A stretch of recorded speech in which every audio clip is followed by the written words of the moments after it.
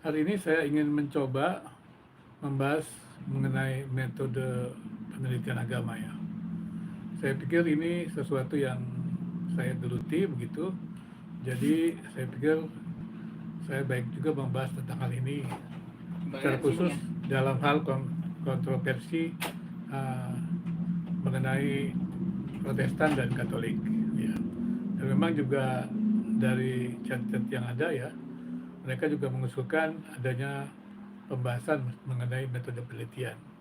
Dan dalam YouTube saya ini juga saya sudah mengajar uh, metode penelitian, baik itu metode penelitian kualitatif, metode penelitian kuantitatif, itu ada di YouTube saya ini. Kalau ada ingin membahas ingin mengetahui lebih jauh mengenai metodologi penelitian ya, khusus empiris, bisa juga melihat mencari mengenai di YouTube saya ini mengenai metode penelitian. Dan di YouTube ini juga saya sudah membahas tentang hermeneutik ya, tafsir juga, yaitu tafsir tentang apa Alkitab ya, baik itu induktif, kemudian juga deduktif ya, kemudian juga uh, penggabungan penggabungan dari tafsir induktif dan deduktif itu, atau kita sebut juga hermeneutik ya, ini mengenai induktif dan deduktif. Tapi saya ingin mencoba dulu membahasnya dalam kerangka besar, yaitu metode penelitian. Sebenarnya metode penelitian itu terbagi hanya dua saja. Itu yang pertama adalah metode penelitian kuantitatif ya, yaitu dia deduktif ya. Jadi paradigmanya adalah deduktif. Jadi paradigma deduktif ini sebenarnya dia menguji teori. Namanya metode penelitian deduktif yang menguji teori. Kemudian yang kedua adalah paradigma kualitatif. Paradigma kualitatif ini adalah membangun teori, grounded teori. Nah, kemudian kalau kita mau lihat lebih jauh lagi, dominasi pemikiran deduktif ini kita mudah melihatnya ya, seperti misalnya mengenai hubungan-hubungan gitu ya, metode kuantitatif asosiatif, juga metode kuantitatif komparatif seperti itu. Itu adalah dominasi penelitian yang kuantitatif. Tapi kemudian juga kalau dominasi penelitian kualitatif itu dia sebenarnya kepada bisa juga fenomenologi, naratif begitu ya. Dan juga sebenarnya paling banyak itu grounded theory. Artinya adalah gini, kita membangun teori dari data. Nah, ini penelitian yang namanya kualitatif ya. Paradigmanya adalah induktif gitu ya. Jadi ada dua paradigma, yaitu paradigma kuantitatif menguji teori, yang satu lagi adalah paradigma kualitatif, yaitu namanya membangun teori. Nah, hanya ini yang disebut metode penelitian. Demikian juga sebenarnya kalau kita mau masuk metode penelitian agama, sebenarnya kita harus pegang ini, yaitu ada yang namanya induktif dan yang namanya deduktif. Tapi ada lagi satu lagi, yaitu penelitian gabungan. Gabungan itu adalah uh, mengenai kuantitatif dan kualitatif ya, atau deduktif dan induktif. Tapi karena paradigma itu tidak bisa dicampur, maka biasanya dibuat dulu, membangun teori dulu atau paradigma yang namanya induktif, dan kemudian dibuat namanya pengujian, yaitu paradigma yang namanya deduktif. Nah, disitulah adanya namanya evaluasi. Memang di dalam pendidikan agama itu masih kurang terjadi. Bahkan yang saya lihat juga di pendidikan tinggi teologi masih kurang dilakukan yang namanya paradigma gabungan itu, atau mixed method ini. Jadi kemudian kita juga harus mengetahui bahwa data juga hanya dua. Data itu adalah data kuantitatif, yaitu data angka-angka, kemudian data kualitatif, yaitu data kata-kata. Jadi kalau kita membuat penelitian data kuantitatif, berarti datanya adalah angka-angka. Kalau kita membuat penelitian kualitatif, berarti datanya adalah itu kata-kata. Tapi keduanya juga bisa dimix ya. Dalam penelitian gabungan itu data kualitatif dan kuantitatif bisa digabungkan. Nah, sekarang bagaimana pertanyaannya kemudian kalau kita membuat penelitian teologi, penelitian agama. Kalau di Protestan kita mengenal yang namanya penelitian induktif. Induktif itu dia mulai dari autornya pengarangnya gitu ya. Untuk mengetahui teks yang ada, dia mulai dari autor. Kemudian dari latar belakang segala macam, kemudian ke teks. Setelah itu baru dia merumuskan. Nah, Inilah yang namanya eksegese, jadi menggali keluar, ya seperti itu. Dia adalah induktif. Berarti karena dia induktif, berarti dia kan membangun teori sebenarnya. Kalau seperti itu membangun teori, berarti bagaimana caranya? Berarti dari kata-kata. Nah, kalau dia membangun teori dari kata-kata, harusnya dia menganalisis ya, mengumpulkan kata-kata ya, seperti itu. Jadi kata-kata itu, data-data itu dikumpulkan, kemudian dianalisis. Artinya, data-data yang dikumpulkan, kalau analisis berarti begini. Misalnya kita ingin mendapatkan tema tertentu ya dari Alkitab ya, maka kumpulkan data-data itu, kemudian dilihat apakah ada hubungannya antara data-data tersebut dan bagaimana hubungannya. Berarti kita membuat sebuah analisis gitu ya. Tapi biasanya yang di penelitian agama ini memang kalau di pendidikan tinggi teologi mereka lebih banyak mengenai penelitian yang biasanya disebut adalah penelitian kajian-kajian teori. Artinya pandangan-pandangan pakar itu coba diteliti gitu, seperti itu ya. Kalau misalnya kita masuk dalam penelitian yang sikatnya ke tingkat yang lebih tinggi, yaitu penelitian evaluasi. Jadi kalau di sarjana pada waktu dia membuat penelitian penelitian dasar, maka dia biasanya membuat eksegese. Jadi eksegese itu berarti dia mempelajari prosedur bagaimana membuat penelitian gitu, ya, seperti itu. Nah ini induktif. Tapi kemudian kalau dia meningkat lebih tinggi, maka ketika dia belajar hermeneutik, harusnya dia bisa menggabungkan beberapa metode hermeneutik untuk bisa diterapkan, untuk kemudian dia menggali apakah hasil daripada penelitian yang dilakukan dengan eksegese itu benar atau tidak begitu. Ini bisa juga dibalik ya, tepat atau tidak. Jadi model seperti itu. Nah memang dalam penelitian agama itu ada induktif dan juga ada yang namanya deduktif begitu. Induktif dan deduktif. Kalau induktif itu tadi saya katakan dia berangkat dari latar belakangnya, autornya, kemudian studi katanya gitu, kemudian dia merumuskan. Tapi sekali lagi ya, orang-orang induktif kadang-kadang berpikir dia tidak perlu yang namanya tradisi, dia tidak perlu pandangan pakar. Ini kesalahannya. Oh, semua karena Roh Kudus dia bisa menafsirkan. Tidak bisa, karena itu levelnya level sarjana. Level sarjana atau artinya adalah dia baru mempelajari prosedur penelitian agama. Jadi dia belum bisa merumuskan sebuah rumusan teologi. Maka kalau dia agama dalam aliran tertentu, maka dia mempelajari pakar-pakar di bidang itu. Atau dalam agama, misalnya dalam Protestan, misalnya di aliran apa. Maka dia biasanya di dalam pendidikan tinggi teologi, dia mempelajari dosen-dosennya itu dari pemikiran apa. Nah kemudian buku-buku itulah yang menjadi acuan dari dosen-dosen itu, menjadi namanya kajian teori. Jadi kalau kita buat penelitian, mesti ada kajian teori. Nah, kajian teori inilah yang menjadi dasar untuk nanti menguji hasil penelitian daripada mahasiswa itu, daripada orang yang meneliti. Jadi kalau kita buat penelitian, kita tidak bisa melepaskan diri dari kajian teori. Ya. Kajian teori itulah yang nanti akan membaca daripada teks tersebut. Nah, kemudian tinggal kita nanti mau melihat sifatnya apa, penelitiannya apa. Penelitiannya kualitatif kah atau kuantitatif. Kalau kita menggunakan data-data kualitatif, penelitian kualitatif, maka kajian teori ini jadi kajian fokus. Dia akan menolong kita membuat desain penelitian. Jadi dengan adanya kajian teoretik itu, kita melihat hubungannya dari variabel-variabel yang kita akan teliti, maka kita membuat desain penelitian. Nah kalau kita membuat penelitian induktif, maka kita harus membuat berbagai instrumen ya untuk bisa lebih jelas, dan kemudian juga sumber yang ada.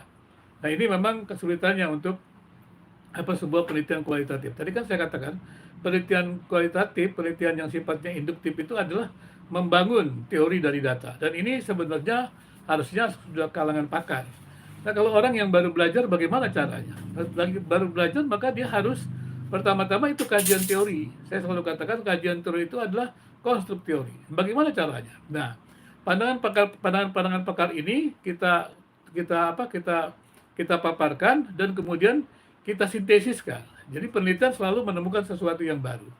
Jadi pada waktu kita mau menguji teks agama juga, maka pertama-tama kita membangun kajian teori. Kajian teori ini kita meneliti dari para pakar-pakar, tentunya yang terkait dengan denominasi daripada sekolah tinggi teologi itu atau gereja itu. Nah kemudian dari pandangan pakar-pakar itu kita membuat sintesis, itu namanya konstruk teori. Dari konstruk teori itulah kita kalau membuat penelitian, membuat pertanyaan, itu diturunkan dari situ. Jadi kalau kita ingin mengumpulkan data kualitatif yang merupakan data empiris, kita membuat pertanyaan mengacu kepada konstruk teori. Demikian juga kalau kita membuat penelitian kuantitatif, dia juga dari teoritik itu, dari kajian teoritik itulah. Kemudian dia membuat instrumen juga seperti itu. Jadi tidak ada sebuah penelitian yang langsung melihat, ya misalnya teks Alkitab, langsung dia baca, diartikan, itu tidak ada sebenarnya. Tapi kebanyakan orang mengapa begitu? Nah, perlu saya jelaskan juga. Di kalangan Protestan, biasa mereka mengatakan bahwa Alkitab menafsirkan Alkitab. Jadi dalam Protestan bukan gereja yang menentukan Alkitab itu firman Tuhan. Tetapi kitab-kitab di dalam Alkitab menyatakan dirinya atau membuktikan dirinya adalah firman Tuhan. Jadi bukan gereja sekali lagi. Dan memang ketika saya mempelajari, memang saya bukan ahli biblika, ketika saya mempelajari, maka dijelaskan kepada seorang ahli biblika bahwa autograf itu tidak ada. Sudah hilang autografnya. Jadi kemudian yang ada adalah terjemahan-terjemahannya. Ya, terjemahan-terjemahan yang kita punya adalah terjemahan-terjemahannya. Tetapi memang untuk kita memang yang mengerti tentang tafsiran segala macam itu, ya autograf itu tidak ada pun tidak ada masalah sebenarnya. Jadi kalau ada orang ribut dengan kanon segala macam, itu tidak ada masalah sebenarnya. Kenapa tidak ada masalah autograf itu? Tadi kan saya katakan bahwa kitab-kitab di dalam Alkitab itu membuktikan dirinya adalah firman Tuhan. Maksudnya gimana? Jadi kitab-kitab dalam Alkitab itu membuktikan dirinya. Nah kemudian makanya dalam kalangan Protestan ada study Bible begitu yang menolong jemaat-jemaat awam untuk memahami Alkitab dengan sederhana.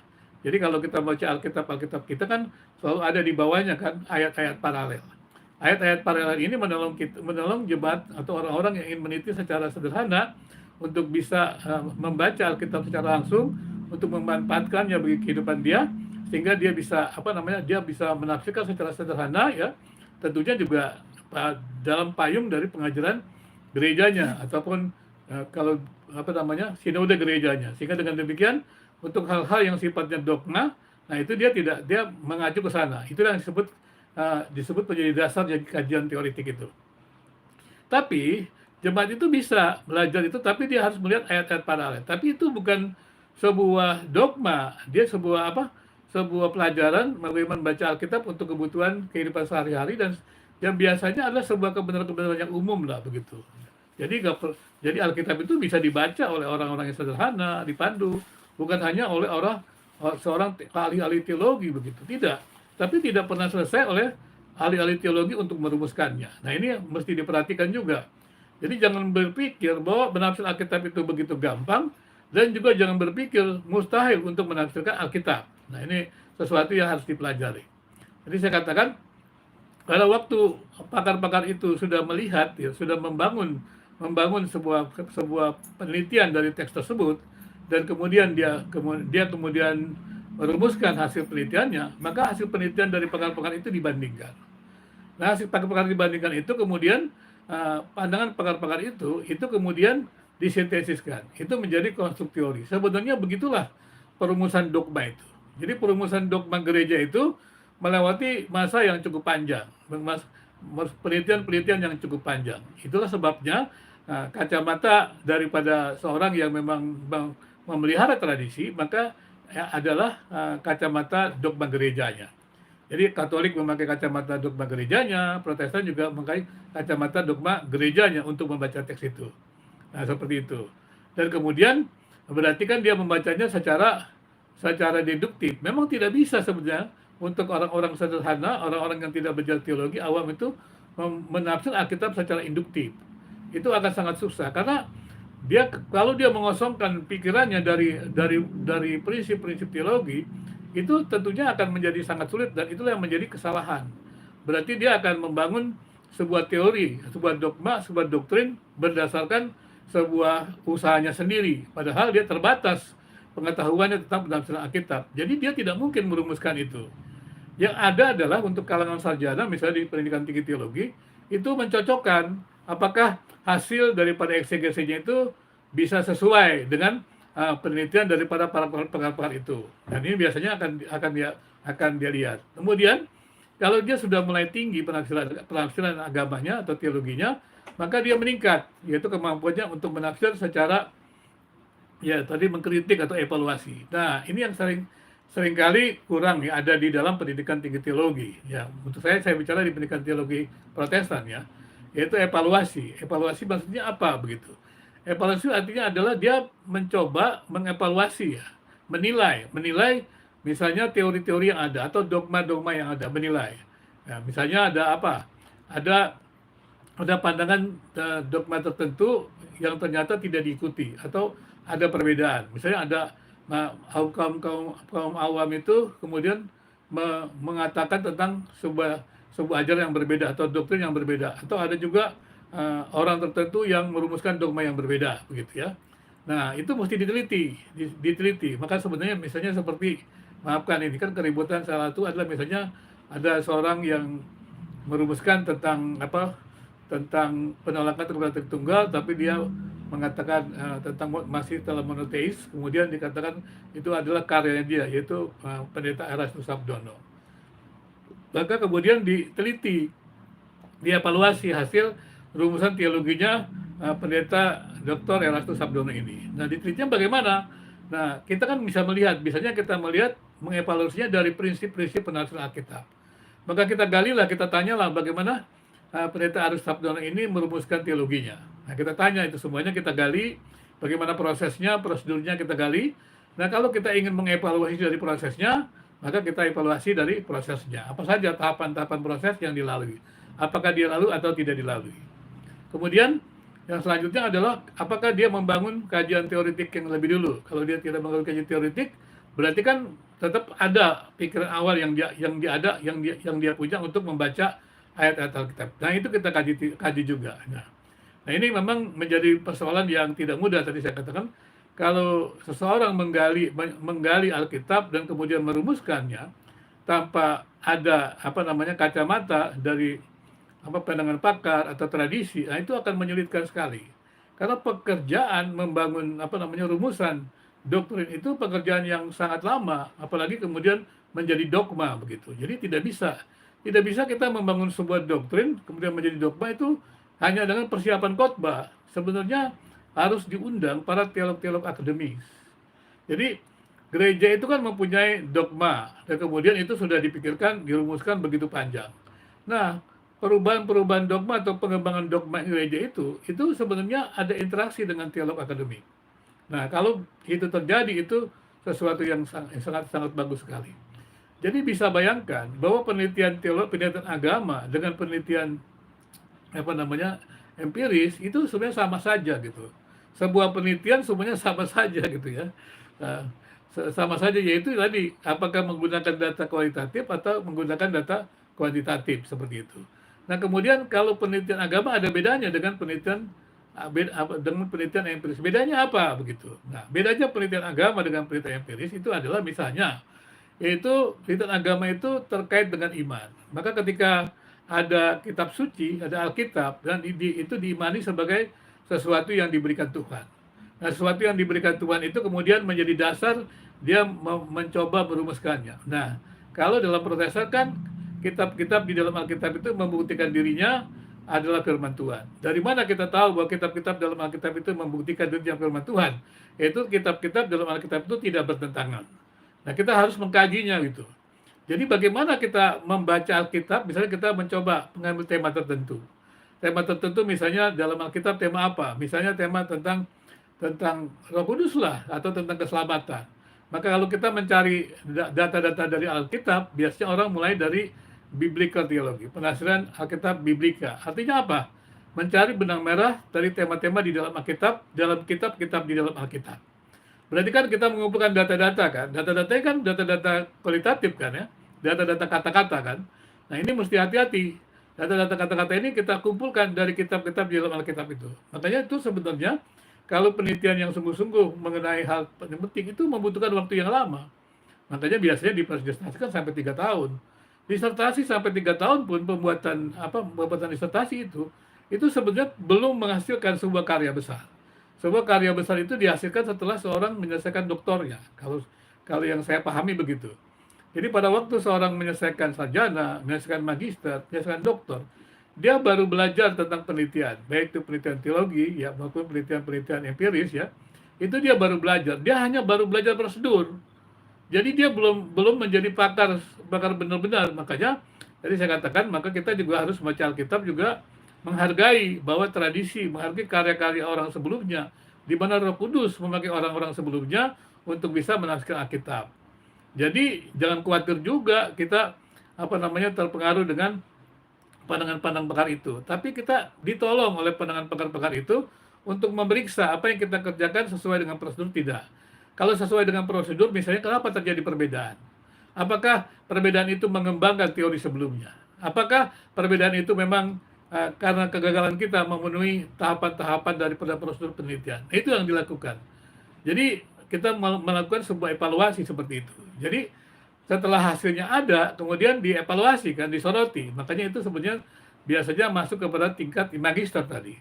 Setelah masuk dalam tingkat doktoral, maka kemudian karya-karya pakar itu disintesiskan. Maka nanti kemudian ketemu yang namanya pengembangan-pengembangan baru dari pemikiran-pemikiran teologi. Jadi saya beranggapan ya, karena sebagai seorang peneliti itu, maka teologi itu berkembang. Teologi tidak bisa statis begitu.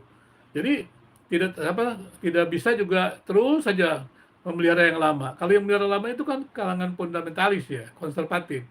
Dan kemudian yang selalu membuat hal yang baru adalah kalau biasa disebut liberal. Jadi kalau gerakan gerakan Protestan itu ada yang tadi yang saya katakan gerakan Injili yang sangat mungkin kita sebut konservatif, bahkan ada yang menyebutnya fundamentalis ya, karena kembali kepada nilai-nilai lama gitu. Tapi kemudian mereka sangat anti dengan liberal. Tapi kalau menurut saya tidak lagi waktunya kita terlalu ekstrim dengan liberal. Metode yang berbeda ya nggak apa-apa gitu. Kalau liberal ini kan dicurigai menggunakan penelitian-penelitian empiris. Dan kebetulan saya mempelajari dua-duanya, yaitu penelitian teologi dan penelitian empiris. Dan ketika saya mempelajari dua-duanya, saya diperkaya dengan penelitian agama ini. Karena sebelumnya ketika saya belum belajar penelitian, saya pikir penelitian induktif itu hanya untuk agama. Ternyata penelitian itu bukannya dominasi milik agama begitu. Itu sesuatu yang ya memang dikembangkan dalam metode ilmiah gitu, tahapan-tahapan ilmiah. Jadi kalau namanya kita membuat sebuah penelitian ilmiah, ya berarti prosedurnya harus prosedur ilmiah begitu. Dan memang harusnya dikaji secara baik ya. Kalau dalam penelitian ilmiah kan biasanya kita tanyakan misalnya, sekarang ini kita tanyakan, tadi saya katakan contohnya ya, tadi misalnya penelitian yang saya katakan penelitian Aristotle. Dan kalau saya juga mencoba penelitian lebih lanjut mengenai kata-kata bahwa semua pendeta, semua atau guru yang memegang pluralisme adalah sesat, kan dikatakan gitu kan. Nah ini kan seperti, dan sekarang kita mau tanya ini, apakah pernyataan ini benar atau tidak? Kan ternyata banyak kalangan yang memegang pluralisme dan dia tidak sesat ya. Nah sekarang pertanyaan, sesatnya apa begitu? Tidak mencampurkan agama. Apakah ada yang mencampurkan agama? Tahu saya juga nggak bisa mencampurkan agama, karena dia memunculkan agama baru.